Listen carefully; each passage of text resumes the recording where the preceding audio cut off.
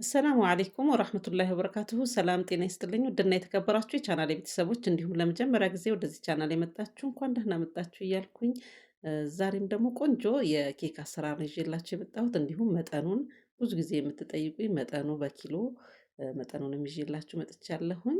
እንዲሁም ደግሞ ውስጡ ክፍት ብሎ ቀላል የሆነ የኬክ አሰራር ነው። በሶስት እንቁላል ብቻ ነው የምንጠቀመው። እንደምትመለከቱት ሶስት እንቁላል ከፍሪጅ ወጥቶ ቅዝቃዜውን በደንብ የለቀቀ። በመቀጠል ደግሞ 3 የቡና ሲኒ ስኳር እንጨምራለን።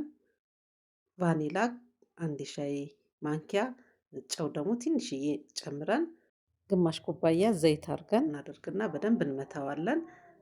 ግማሽ ሊትር ወተት ጨምሬያለሁኝ። እዚህ ቪዲዮ ላይ አልገባልኝም። አንድ ላይ በደንብ መትቼ አቼቶ ደግሞ ትንሽ አድርጌ በመፍጫ ነው የመታሁት እንደምትመለከቱት። ከዛ ጎድጎድ ባለ እቃ ላይ እንገለብጥና የዱቄታችንን መጠን እንጨምራለን። እዚህ ጋር የምሰፍረው እንግዲህ በኩባያ ነው። 5 ኩባያ ዱቄት ነው የተጠቀምኩት። በኪሎ ደግሞ ሲሆን ለ1 ኪሎ ሩብ ጉዳይ ነው የተጠቀምኩት።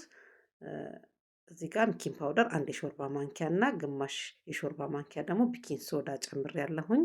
ቤኪንግ ሶዳ ከሌለ 2 የሾርባ ማንኪያ ቤኪንግ ፓውደር ማድረግ እንችላለን።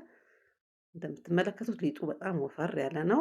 ከዛ ግማሽ ኩባያ የምታክል ወተትና ቂቤ አንድ ላይ አቅልጬ ጨምሬያለሁኝ።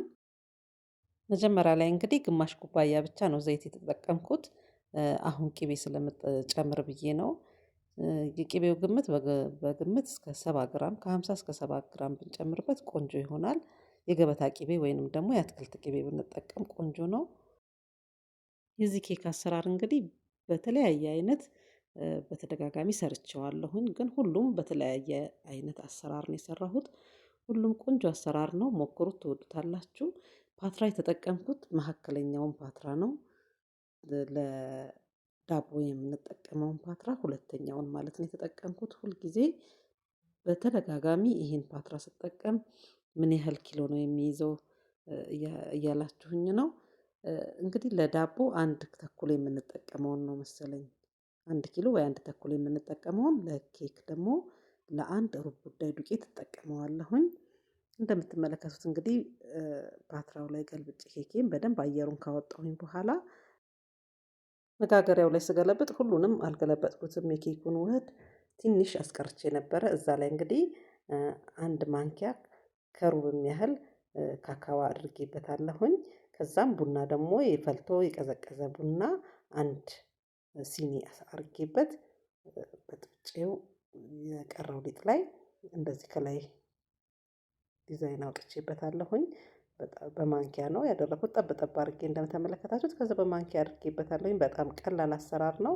ከላይ ደግሞ እንደዚህ እንደ አማራጭ ጥፍጥና የበለጠ ከፈለጋችሁ ስኳር የተፈጨ ማድረግ ይቻላል። እንዲሁም ደግሞ እንዲሁም ባዶውን ቢቀርብ በጣም ቆንጆ ዲዛይን ስለሆነ ያምራል። እንግዲህ ይህን ይመስላል የዛሬ ስራዬ ተመልካቾቼ። በዚህ መልኩ ቆንጆ ሆኖ ወጥቷል። እንግዲህ ይህን ይመስላል።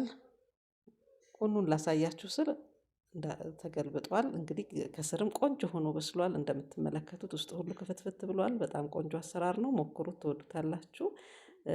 ሁሌም እንደምለው ልክ እንደ መጋገሪያችሁ አይነት 10 ደቂቃ ቤቱን ካሞቃችሁ በኋላ አብስላችሁ ታወጡታላችሁ እያያችሁት። የዛሬ ስራዬ እንግዲህ ይሄን ይመስላል። አብራችሁኝ ስለነበራችሁ ከልብ እያመሰገንኩ በቀጣይ እስክንገናኝ ሰላም ሆኑልኝ።